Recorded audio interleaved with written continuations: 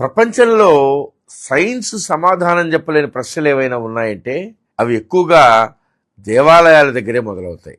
ఇవి కథలు కావు, కల్పనలు కావు, మూఢనమ్మకాలు అంతకంటే కావు. ఇవి ఇప్పటికీ జరుగుతున్నటువంటి ప్రత్యక్ష అద్భుతాలు. మహానంది ఇక్కడ శివలింగం అడుగు నుంచి వచ్చేటువంటి నీటితో కొన్ని వేల ఎకరాల భూమి పండుతా ఉంది. మహానంది ఆలయం బయట ఉన్నటువంటి కోనేరులో గుండు సూది వేసినా కూడా కనిపిస్తుంది.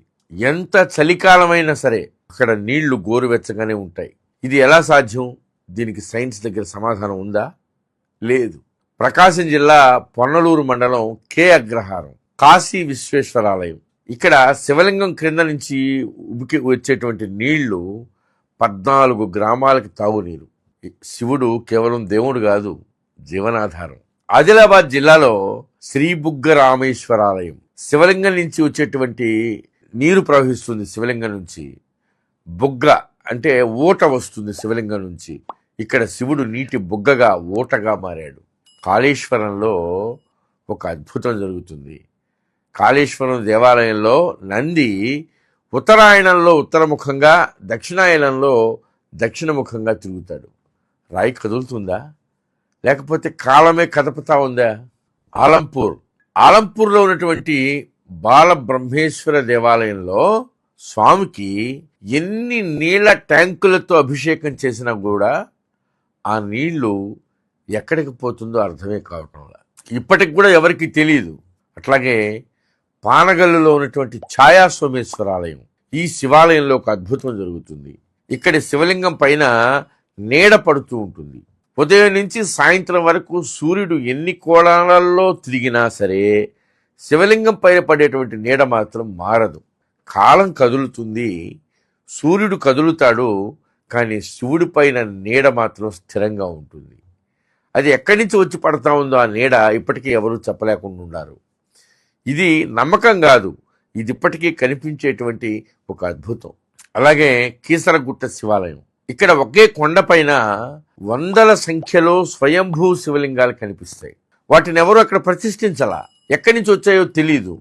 భూమే శివలింగాలని తనకు తానుగా బయటికి వెలికి తీసింది. ఇక వరంగల్లో ఉన్నటువంటి 1000 స్తంభాల గుడి. 1000 స్తంభాల గుడిలో సంగీతం పలికేటువంటి స్తంభాలు.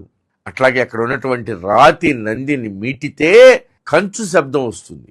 అక్కడ రాయి పాడుతుంది. ఇది ఎలా సాధ్యమో సైన్స్ ఇప్పటికీ చెప్పలేకపోతా ఉంది. పోనీ అలా చేసన్న చూపలేకపోతా ఉంది. ద్రాక్షారామంలో ఉదయం సాయంత్రం సూర్యకిరణాలు నేరుగా శివలింగం పైన పడతాయి.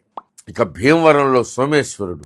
ఈ సోమేశ్వర స్వామి దేవాలయంలో ఉన్నటువంటి సోమేశ్వరుడు అమావాస్యకి నల్లగా, పౌర్ణమికి తెల్లగా మారుతాడు. చూడండి అద్భుతం. శివుడు కాలానికి అనుగుణంగా రంగు మార్చుకుంటున్నాడు. కోటప్ప కొండలో ఎటు చూసినా కూడా 3 శిఖరాలే కనిపిస్తాయి. ఇక్కడ కాకులు రావు. ఎందుకు రావో ఎవరికీ తెలియదు. చేజర్ల కపోతేశ్వర స్వామి దేవాలయం. ఇక్కడ దక్షిణ రంధ్రంలో నీళ్లు పోస్తే శవం వాసన వస్తుంది. ఉత్తరంలో నీళ్లు పోస్తే ఆ నీళ్లు అసలు మాయమైపోతాయి. భైరవ కోన. ఇక్కడ ఎంత వరద వచ్చినా కూడా గుడిలోకి మాత్రం నీళ్లు రావు. ఇక్కడ కూడా కాకులు రావు. అట్లాగే యాగంటి నంది రోజు రోజుకి పెరిగిపోతానే ఉన్నాడు. రాతి విగ్రహం ఎలా పెరుగుతా ఉందో సైన్స్ చెప్పలేకపోతా ఉంది. ఒకవేళ ఏవైనా కొన్ని రీజన్స్ చెప్పినా కూడా దాన్ని తిరిగి చేసి చూపించలేకపోతా ఉంది సైన్స్.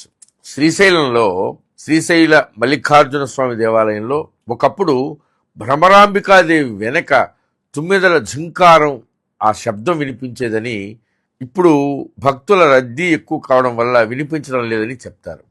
అట్లాగే సంగమేశ్వరంలో ఈ ఆలయంలో సంగమేశ్వరుడు 6 నెలలు నీళ్లలో ఉంటాడు, 6 నెలలు బయట ఉంటాడు. ఇక్కడ వేప చెట్టు మొద్దే శివలింగం. అలాగే శ్రీకాళహస్తి. ఇక్కడ శివుడు వాయు రూపంలో ఉంటాడు. అమరనాథ్లో మనకు తెలుసు మంచు శివలింగం. అమరనాథ్ గుహలో శ్రావణ మాసంలో స్వయంగా మంచు శివలింగం ఏర్పడుతుంది. అది ఎలా ఏర్పడుతుంది, ఎలా అంతర్ధానం అయిపోతుంది ఎవరూ చెప్పలేకుండా ఉన్నారు. ఇవన్నీ ఏం చెప్తున్నాయి? శివుడు ఒక కల్పిత పురాణ పాత్ర కాదు. శివుడు కేవలం ఒక సిద్ధాంతం కాదు. శివుడు ఒక అద్వితీయ అనుభవం. సైన్స్ ప్రశ్నిస్తుంది, కానీ శివుడు మౌనంగా సమాధానం ఇస్తాడు. హర హర మహాదేవ్. ఈ వీడియో మీకు నచ్చినట్లయితే లైక్ చేయండి, షేర్ చేయండి, సబ్స్క్రైబ్ చేయండి. మీ అభిప్రాయాన్ని కామెంట్ల రూపంలో తప్పకుండా తెలియజేయండి.